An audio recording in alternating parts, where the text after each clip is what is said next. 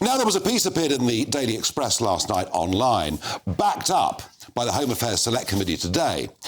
And I guess it was the Abdul Azidi alkali attack in Clapham that kind of brought this issue back to the fore. He was somebody, remember, who pretended to convert to Christianity, having come into this country illegally, and was then allowed to stay. But remarkably, one of the witnesses this morning, the Reverend Matthew Firth, described to the committee a conveyor belt and veritable industry of asylum baptisms. Well, GB News' Home and Security Editor Mark White joins me. Mark, I think it was the Clapham incident that got us talking about this again, but give us some idea of the scale of people who claim they're gay or claim they've converted to Christianity. Well, we'd suspected for some time, Nigel, that this was a significant and growing problem. Remember, we spoke back in 2021 at the time when Ahmad al-Salween, the suicide bomber who tried to blow up the Liverpool Maternity Hospital, luckily only killed himself in that particular bombing. But remember, he had also applied and become a Christian in an effort to try to enhance his ability to stay in the country through the various attempts he made to try and stay in the UK. And of course, he was allowed to stay, or they tried to get rid of him, but never did, right up until the moment he blew that device up outside this hospital. And then just very recently, we've got the Bibby Stockholm barge with reports that 40 of the residents there, all asylum seekers, have tried, are currently attempting to convert to Christianity as well. So we understood it to be a significant and growing problem. Today we've heard from a member of the clergy who was there at a parish in Darlington for 2 years, and he saw this up close. He said that every few weeks, 6 to 7 young asylum seekers were taken to his church by someone he described as a fixer to try to get the church to convert them to baptism. He obviously smelt a rat. He said that what he did then was to try to intervene, to try to halt this process. This is what he told the Home Affairs Committee. I honoured the baptisms that were all the baptism requests that were already in the system, but then you spot a pattern, and then you think, hang on, there's something going on here, and then you try to press a pause button, which is to make sure that people are requested to come to church and start getting involved and attending church regularly, events and so on, and that was the thing that kind of made the numbers fall off a cliff in a sense, because those people kind of melted away really.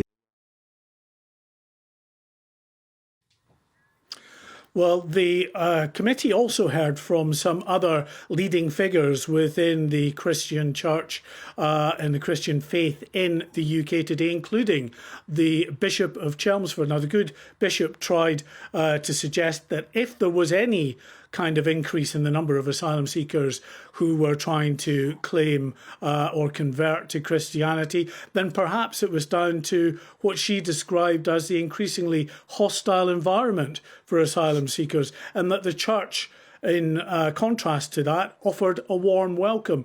But she said in her answer to the committee that she didn't recognise this claim by the Reverend Firth of a conveyor belt of conversions to Christianity. This is what she said.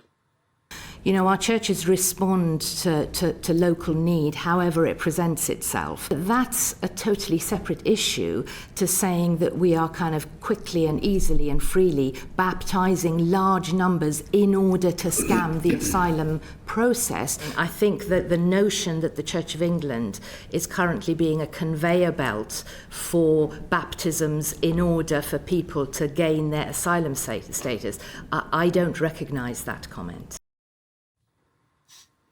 And Nigel, as shocking as the evidence was from Reverend Firth in terms of what he encountered during his time at that parish church in Darlington, I think for me one of the biggest surprises of the afternoon was the admission from the Immigration Minister, Tom Pursglove, who was also giving evidence to this committee, that the Home Office has no idea how many asylum seekers have ever converted to Christianity or currently have converted to Christianity. This is what he told the committee. We are actively working to improve the data set that we have around this issue. So one of the challenges is that the legacy IT systems that we have been working on do not capture data in this area very effectively. The Home Secretary and I have been very clear in asking officials that we want to see greater itemised data in that area, and we are currently working through publication around that. And I think that you're absolutely right to touch on the data point. I think all of us want to see an improvement in terms of the quality of data that we have around decision making in the asylum space.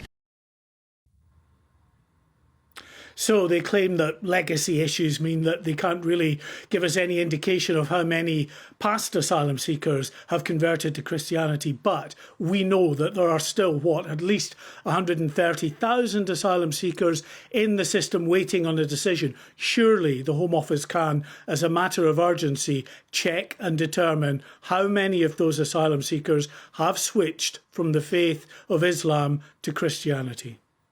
Mark White, thank you very much indeed for that. And I have to say, folks, I don't know how you feel at home watching that or listening in your cars, but what a complete and utter joke. The Minister hasn't got a clue. The Home Office haven't got a clue. They've no statistics whatsoever. And even when we get somebody coming forward, a priest coming forward and explaining how this conveyor belt works, we get some naive bishop from Essex on, who doesn't recognise it, doesn't understand it. And it is the naivety, not just of the Church of England, it's happened in the Baptist Church and in some cases in the Catholic Church as well. Don't they understand that in the religion of Islam, leaving it to join Christianity is called apostasy? And it's considered to be a terrible, terrible sin. I would bet very, very few of these so-called conversions are genuine. Very, very few indeed.